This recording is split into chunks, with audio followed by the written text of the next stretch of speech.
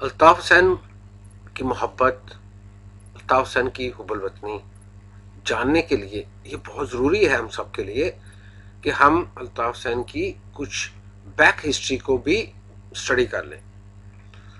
देखिए, अल्ताफ हुसैन बहुत शोर मचाते हैं कि उनके ऊपर बड़े इल्ज़ामात लगाए गए, उनके ऊपर ये भी किया गया, उनको गद्दार कहा गया।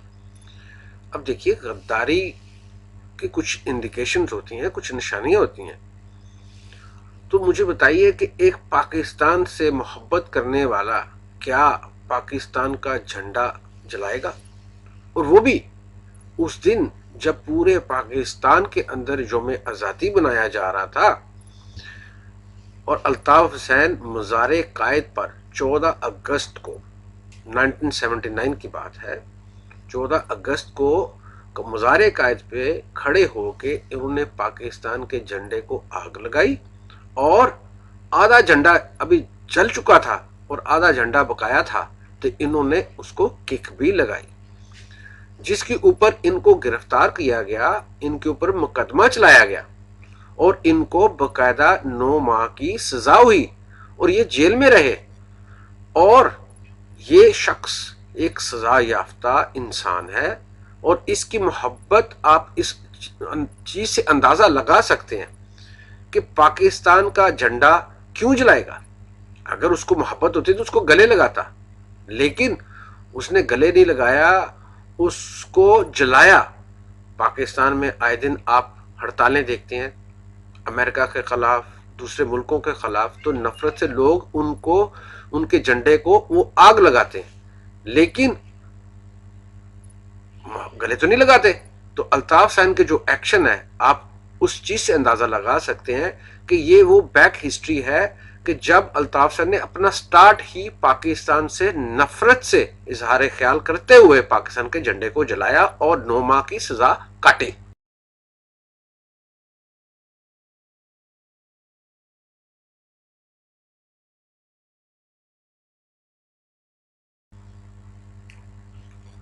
अब हम आते हैं मेन मौजू, ऑपरेशन क्लीनअप 1992।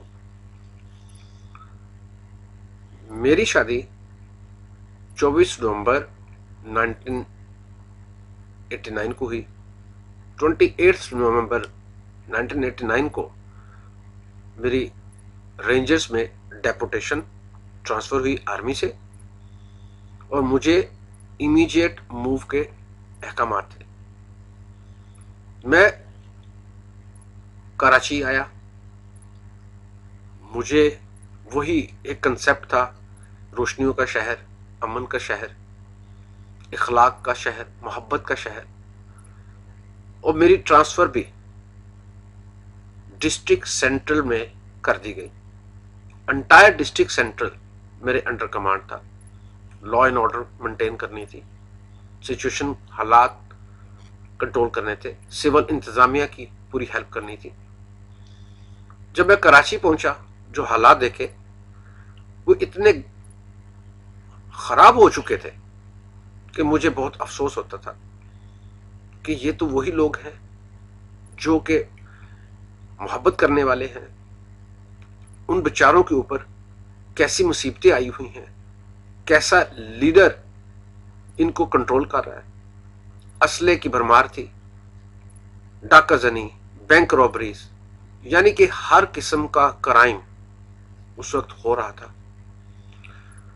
हमारी बेटियों को, हमारी बच्चियों को किडनैप किया जाता था, उनके ऊपर जुल्म किए जाते थे और जुल्म करने के बाद इल्जामात दूसरों पे लगा दिए जाते थे। और उस वक्त मैंने देखा कि हर कत्ल के पीछे या हर बैड इंसिडेंट के पीछे अल्ताफ हुसैन ने हमेशा पाकिस्तान आर्मी, पाकिस्तान आईएसआई के ऊपर, एजेंसियों के ऊपर गंद उछाला। आज मैं अपनी आवाम से एक रिक्वेस्ट करता हूं कि सोचिए कि ये एजेंसीज कौन है, ये आर्मी कौन है। ये आपका अपना अदारा है, ये आपसे मोहब्बत करने वाला अदारा है, जो आपकी प्रोटेक्शन करने वाला अदारा है। देखिए, हर जगह पे एक आध شخص خراب ہو سکتا ہے لیکن ادارے خراب نہیں ہوتے. اور ہمیشہ الطاف حسین نے الزام آرمی کے اوپر، ایجنسیز کے اوپر لگایا. آئی ایس آئی کی بات آتی ہے، دیکھیے ہر کنٹری کے اندر انٹیلیجنس سسٹم ادارے ہوتے ہیں، اور انٹیلیجنس سسٹم جو ادارے ہیں یہ ملک کی ایک بیک بون کا رول ادا کرتے ہیں. آئی ایس آئی ایک شخص کی ملکیت نہیں ہے، یا آرمی ایک شخص کی ملکیت نہیں ہے، یہ پوری قوم کے لوگ جو کریم ہوتی ہے وہ اس کے اندر آتے ہیں اور اس کی کامیابی کے لیے کام کرتے ہیں، اور 2 سال 3 سال 4 سال کام کرتے ہیں اور پھر واپس کسی اور جگہ ٹرانسفر کر دیے جاتے ہیں. لیکن الطاف حسین نے ایسے ایسے الزامات لگائے، وہی الزامات جو کہ ایک دشمن ملک لگاتا ہے. ہمیشہ اس نے اس قسم کے بیانات دیے کہ جو کہ میرے ذہن میں بھی نہیں تھے. اینی ہاؤ میں نے بڑی تگ و دو کے ساتھ اپنے ذرائع بنائے، ایم کیو ایم کے اندر اپنے سورسز لانچ کیے. ایون بذات خود رات کو اٹھ کر بھیس بدل کر میں انفارمیشن کلیکٹ کرتا تھا، ٹارگٹ کی سلیکشن کرتا تھا، انفارمیشن شیئر کرتا تھا، سول انتظامیہ کی پوری ہیلپ کرتا تھا تاکہ لوگوں کو سکون کی نیند آ سکے. اس شخص نے، آپ سب لوگوں کو پتا ہوگا لیکن شاید وہ بچے جو آج کل اے پی ایم ایس او میں 16 سال 17 سال یا 18 سال کے ہیں ان کو نہیں پتا کہ ہر گلی کے اینڈ پر اس نے لوہے کے گیٹ لگوائے، سٹیل مل کا سٹیل چوری کروا کے قوم کا سرمایہ اس نے ضائع کیا، صرف اس وجہ سے کہ law and order situation create ہو تو فورسز کرائم کرنے والوں کو نہ پکڑ سکیں، کیونکہ وہ کرائم کرنے والے اس کے اپنے حلف یافتہ لوگ ہوتے تھے. اور اس شخص نے ہر سٹیپ پہ ہمارے لیے ڈیفیکلٹیز پیدا کی تاکہ ہم سچویشن کو کنٹرول نہ کر سکیں.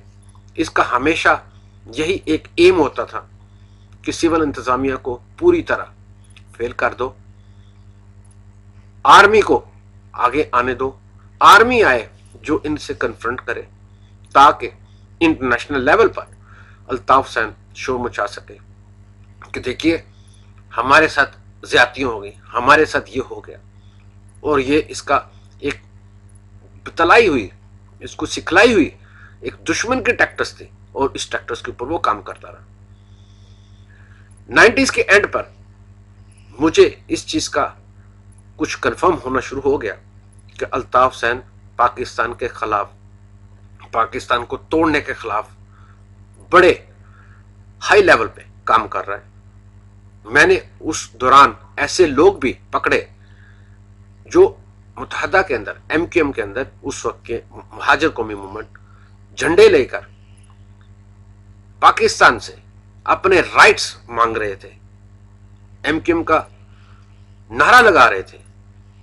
جب ان کو چیک کیا پتا چلا کہ 2 سال پہلے انلیگل انڈیا سے پاکستان آیا اور اس کو الطاف حسین نے اس کو سیٹل کروایا.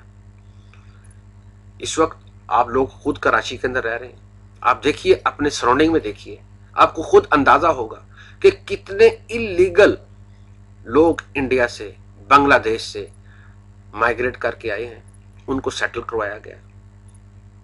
کیسے سیٹل کروایا گیا؟ وہ یہ وہی سیٹل کروا سکتا ہے جس کے پاس پاور ہو.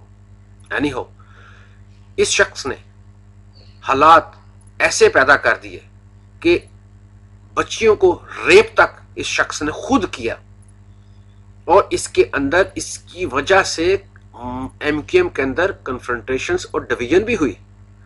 آفاق احمد آج بھی زندہ ہے، میں ان سے بھی ایک ریکویسٹ کروں گا کہ وہ اوپنلی ایک سچائی قوم کو ضرور بتائیے کہ انہوں نے لانڈی کرنگی ایریا کی لڑکیوں کو الطاف حسین کے انٹرویو کے لیے آنے سے کیوں روکا تھا، اور ان کے ساتھ پہلا جھگڑا بھی کس وجہ سے ہوا تھا. اور ڈیفینیٹلی اس میں عامر خان جو اس وقت ایم کیو ایم میں واپس آئے ہیں، متحدہ کے اندر واپس آئے ہیں، ان کو بھی ریالٹی کا پتہ ہے، ان کو بھی سچ کا پتہ ہے. لیکن خدارا آپ محبت کرنے والے، آپ لوگوں کو محبت کرنے والے، پاکستان کو محبت کرنے والے لوگ ہیں، تو پلیز آپ اس کی سچائی کو پہچانیے، جانیے. اور میں आफाक भाई से भी रिक्वेस्ट करूंगा कि इस बारे में कौम को बताएं कि क्या अल्ताफ हुसैन ने इस किस्म के जुर्म किए कि नहीं किए। ऐसे ऐसे जुर्म किए हैं उसको, और उसका इल्जाम एजेंसियों के ऊपर, पाकिस्तान आर्मी के ऊपर थोपा गया। देखिए, मैं यूनिफॉर्म पहनी, ये मेरी नदीम डार की नहीं थी, ये आप लोगों की यूनिफॉर्म थी।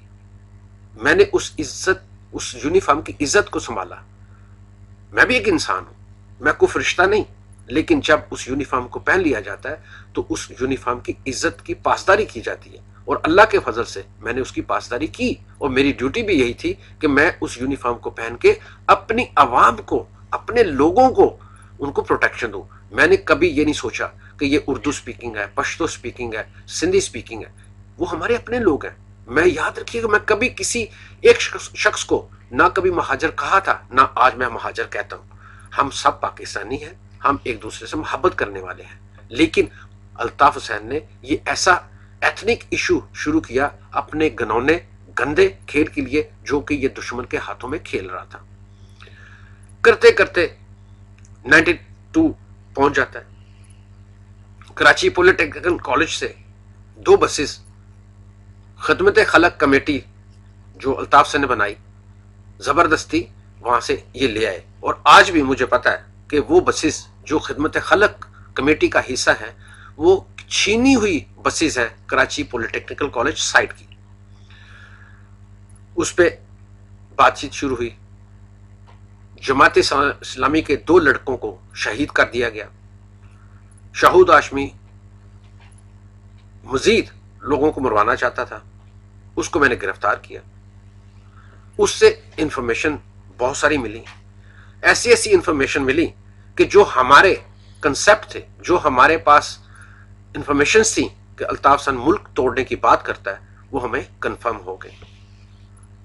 अब स्टेज आती है 1992 की, ऑपरेशन 19 जून 1992 की, जब हमने ऑपरेशन लॉन्च किया। पहला ऑपरेशन हमारा अलकरम स्क्वायर में था। उस रेड के अंदर मैं, मेरे कमांडिंग ऑफिसर, उसके अलावा ब्रिगेड कमांडर जो कि बाद में कोर कमांडर भी बने, जनरल उस्मानी, ये सारी की सारी पूरी टीम, उसमें मैं अकेला नहीं था। हमारे साथ उमर खान मजिस्ट्रेट, पुलिस, ये सब पूरी बहुत बड़ी टीम थी जिन्होंने अलकरम स्क्वायर के ऊपर रेड किया था। और इसी मेरी स्टेटमेंट में ब्रिगेडियर इम्तियाज को भी जवाब मिल जाएगा, क्योंकि उन्होंने एक प्रोग्राम जिरगे के अंदर ये पूछा था कि नदीम डार ने जो रेड अलकरम पे किया, क्या उसने मजिस्ट्रेट इस्तेमाल किया। मैं आपको बताना चाहता हूं कि जितने मैंने रेड किए, छापे मारे घरों में, टार्चर सेलों में, मैंने हमेशा लॉ को मेंटेन रखा है, मजिस्ट्रेट को हमेशा अपने साथ रखा है। जब हमने अलकरम स्क्वायर का घेराव किया, तलाशी शुरू की, अल्ताफ हुसैन का जो पर्सनल सेक्रेटरीट था, जिसके अंदर डबल बेड भी लगा हुआ था, 2 सेफों के अंदर हमें जनापुर के प्लान, नक्शे और फ्लैग ये हमें रिकवर हुए। उसके अलावा बहुत सारे ऐसे पंफलेट्स जो कि अल्ताफ हुसैन ने लोगों को मुतनफर करने के लिए पब्लिश किए हुए थे, जिसमें आर्मी के खिलाफ उसने अपना एक्सपीरियंस लिखा हुआ था कि मैं आर्मी में गया 71 में, और मेरे साथ मुझे मुटरवा कहा जाता था, मुझे ये कहा जाता था, यानी कि ऐसे डायलॉग जिससे लोग, कोई भी पढ़ेगा तो वो नफरत करेगा। लेकिन सच ये नहीं था। इसमें भी थोड़ी सी मैं अवाम को हिस्ट्री बताना चाहता हूं। डेफिनेटली 71 में ये आर्मी में गया, लेकिन ये शुरू से ही, बचपन से शिजोफ्रेनिया का शिकार है।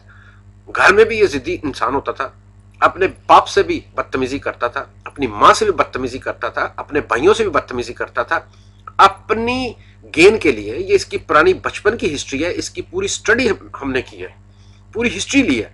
ये शुरू से शिजोफ्रेनिया का शिकार था। आर्मी में ज्वाइन किया। आर्मी में डेफिनेटली हर महकमे में, जैसे आर्मी है, जैसे दूसरे महकमे, सीनियर जूनियर हर जगह होते हैं। अब गलती करेंगे तो सीनियर डेफिनेटली आपको स्नब करेगा। तो अगर किसी ने स्नब कर दिया तो इसका मतलब ये नहीं कोई दुश्मन है।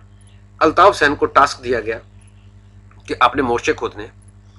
ये बजाय मोर्चे खोदने के दरख्त के नीचे बैठ के गाने गाते रहे, काम इन्होंने किया नहीं, हड धर्म शुरू से थे। तो सीनियर ऑफिसर आया, डेफिनेटली उन्होंने स्नैप किया, और अल्ताफ सैन को वो चीज बर्दाश्त नहीं हुई। ये बर्दाश्त कर भी नहीं सकते क्योंकि बचपन से इनको आदत है, और आज भी वही आदत है इनको कि किसी की बात ये किसी को जो मर्जी कहते रहे, लेकिन इनके ऊपर जो सच्चाई की बात भी करे तो ये इनको बर्दाश्त नहीं होती। तो उस बेस के ऊपर इन्होंने आर्मी के खिलाफ इतने गंद पंफलेट लिखे हुए थे। इसी तरह हमने उसी फर्दर हमने 23 और 24 को हमने 90 के ऊपर रेड किया, वहां से भी हमें काफी मवाद मिला। इसी तरह जो अलकरम स्केर से हमें मिला। देखिए, एक आर्मी का एक डेकोरम होता है, और आर्मी हमेशा उस डेकोरम को कायम रखती है। आईएसआई हो, आर्मी हो, एजेंसीज हो, एक डिसिप्लिन होता है, एक प्रॉपर चैनल होता है। डेफिनेटली मैं उस वक्त रेंजर्स में डेपुटेशन पे था, लेकिन एक्चुअल तो मैं खाकी का हूं, खाकी यूनिफॉर्म का हिस्सा। हमने अपने चैनल के साथ जनापुर के नक्शे, मैप्स, डॉक्यूमेंट्स सारे के सारे हमने फॉरवर्ड कर दिए, क्योंकि मेरा channel chain of command general Safdar जो डीजी थे रेंजर्स के, उन तक गया through Mehran force headquarter, definitely same way through the army channel. हर चीज हमने एक रिकॉर्ड में डाल दी। ब्रिगेडियर आसिफ हारून साहब, उन्होंने प्रेस कॉन्फ्रेंस की, और जो भी प्रेस कॉन्फ्रेंस उन्होंने की, उन्होंने हम सच बोला। ब्रिगेडियर आसिफ हारून का कोई पर्सनल जाती दुश्मनी नहीं है अल्ताफ सैन के साथ, वो मेरी भी जाती कोई दुश्मनी नहीं थी, लेकिन अब है। उसकी वजह इन्होंने मेरे घर तक इन्होंने हमले किए, मेरी जात तक इन्होंने पिंच किए, जिसकी वजह से इन्होंने खुद अपनी जाती दुश्मनी बना ली। लेकिन मैंने फिर भी कानून को ना कभी हाथ में लिया, और ना इंशाल्लाह लूंगा। मैंने खुदा पे चीज छोड़ी है, और इंशाल्लाह अल्लाह ताला इस दुनिया में मुझे इंसाफ जरूर देगा। एनीहो, ब्रिगेडियर आसिफ हारून ने जब प्रेस कॉन्फ्रेंस कर ली, उसके बाद इश्तियाक अजहर साहब, वो उनकी मीटिंग हुई, अल्ताफ सैन की अपनी बातचीत, नवाज शरीफ के साथ लंदन में मुलाकात भी हुई, गुलाम ईसा खान के साथ कोई बात हुई। गुलाम ईसा खान प्रेसिडेंट ऑफ पाकिस्तान थे, वो हमारे बड़े थे, सदर पाकिस्तान थे। डेफिनेटली आर्मी का काम है कि उनको सुनना, और हमेशा लोग प्रोपेगेंडा करते हैं कि आर्मी नहीं सुनती, ये गलत बात है।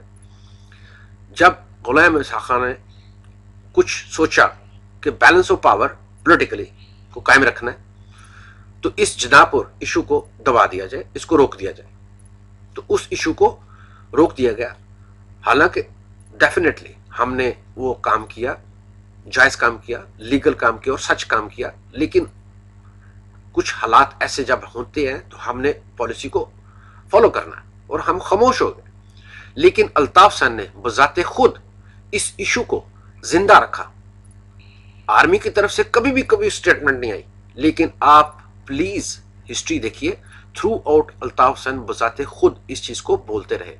क्यों? वजह क्या है थी कि पीछे जो इनके अपने दोस्त यार जो पाकिस्तान के दुश्मन हैं, वो इनको हदायत देते रहे कि नहीं, इसको जिंदा रखना है, इसको जिंदा रखना है, ताकि अवाम के अंदर एक डबल ट्रिपल एनवेलप उसको कहते हैं, उसके तहत अवाम को घेरे में रखा जाए, उनको बताया जाए आप साहब अपने मकसद भी हासिल करते जाओ, लेकिन इल्जाम दूसरों पर डालते जाओ। हमेशा जैसे ये आज तक टैक्टिस करते जा रहे हैं कि कत्ल भी करो लेकिन मानो नहीं। तो लिहाजा ये जो भी नक्शे प्लान जब हाथ में चढ़े, तो देखकर मैं कैसे कह सकता हूं कि अल्ताफ सैन पाकिस्तान का दोस्त है। वो पाकिस्तान का दोस्त हो ही नहीं सकता जो इतना घिनौना खेल खोलेगा।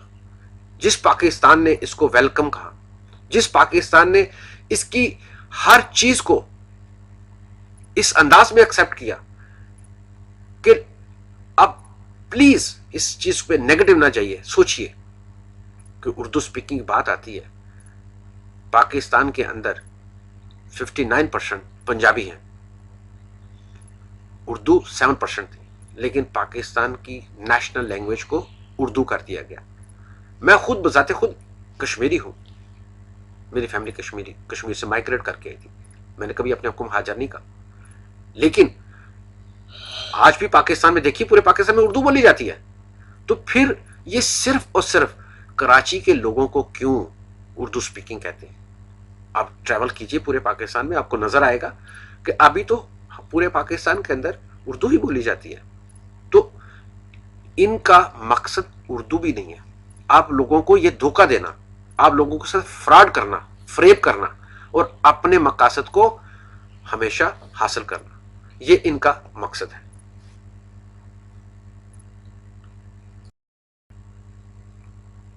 اسی سبجیکٹس کو مکمل کرنے کے لیے آپ پلیز ابھی میرے لاسٹ پارٹ 3 پہ جائیے.